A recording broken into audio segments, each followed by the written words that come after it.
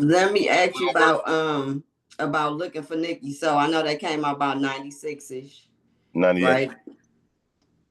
98. 98. Oh, 98. damn. Okay. So Damn, you know and what? about Oh, that time, was it something that you know how you hear a beat and then you like, that's me right there, or did it have to grow on you, or are you a freestyler versus a writer? So how was the flow? How did that come? I had the beat for about a month and a half, riding around the city with it. You know what I'm saying? All day, every day, just beating that motherfucker. Enrico Range Rover. Rico had a green Range Rover with the beat in that motherfucker. We used to ride around that motherfucker through the city. So think about it. I'm already riding around the city.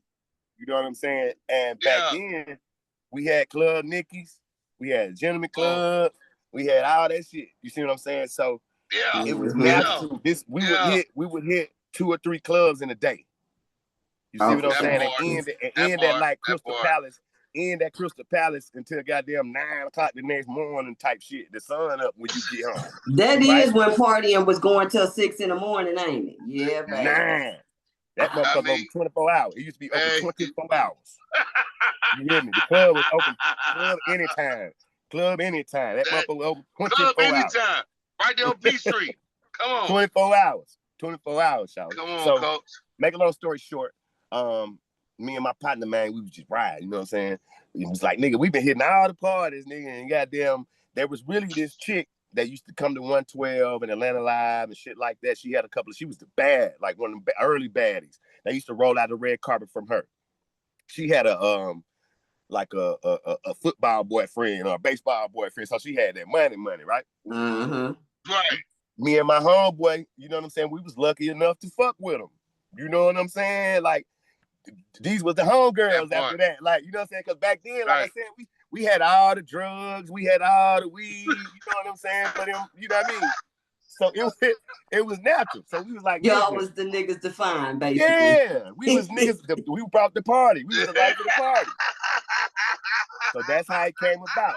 Out hit every fucking party in the city looking for Nikki and her friends. We did remiss. Like I was fucking with her, and they disappeared. Like I ain't seen them since then. You did. So I don't know if they was plants, like some police or something or whatever. But I ain't seen these chicks ever again in my fucking life. My homeboy sent me a picture. Homeboy sent me a picture of him one day, like in Detroit or some shit. You know what I'm saying? I'm like, man, they had to be the police. You know what I mean? You feel me, but that's how Nikki came about, man. Riding around, and that was usually the formula that we had. Like Rico always made beats all day long. You know what I'm saying? And you were lucky enough to get the beat because there were so many of us around, and you know what I mean. And I was about to say, like CeeLo, I enjoyed seeing CeeLo, you know what I'm saying, perform. I enjoyed seeing them grow into, you know, what they are today. And Outkast, I enjoyed seeing them become Outcasts. You see what I'm saying? So it was most definitely a time for you to goddamn either hone your craft or goddamn or goddamn sit there and shut the fuck up and watch them niggas goddamn show you what's going on, because I learned a lot. I learned a lot from them cats. Like Ray Murray. Ray Murray is a beast. You dig what I'm saying? Like the Yoda. Yeah, that's why we call him the Wizard. We call him Yoda.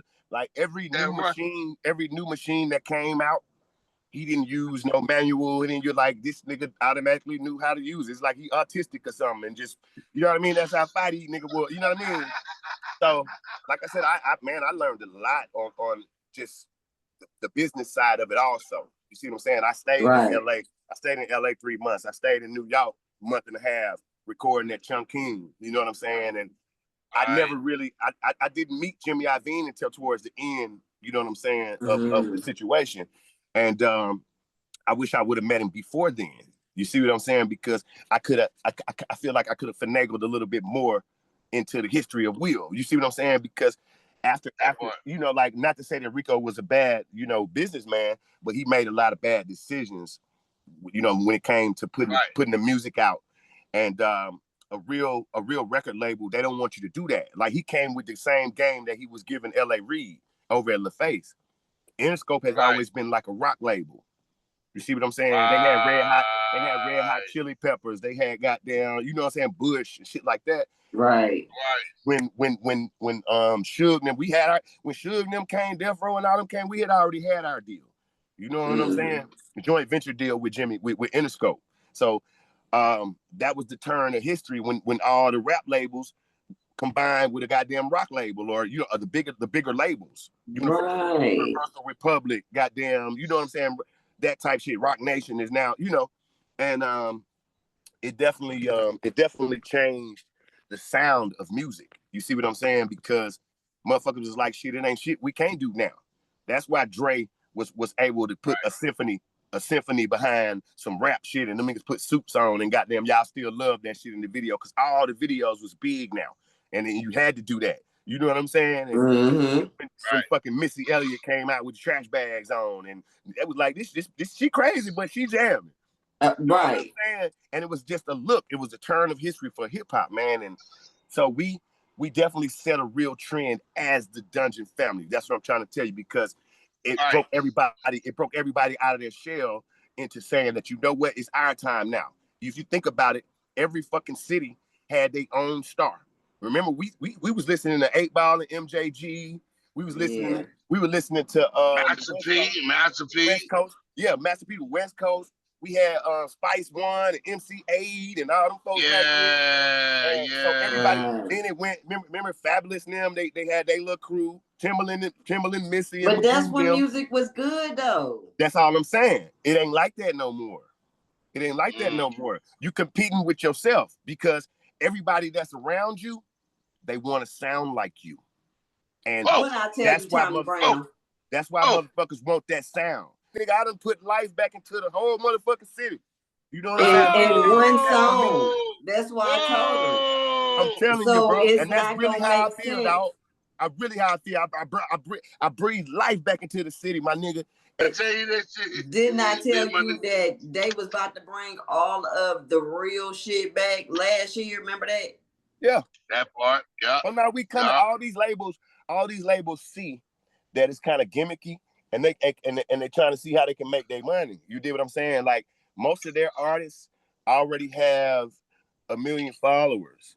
So they, you know what I'm saying? They really don't have to do much. You get what I'm saying? Like, they bought them, and they in trouble for them. They bought them followers. Them shit don't count.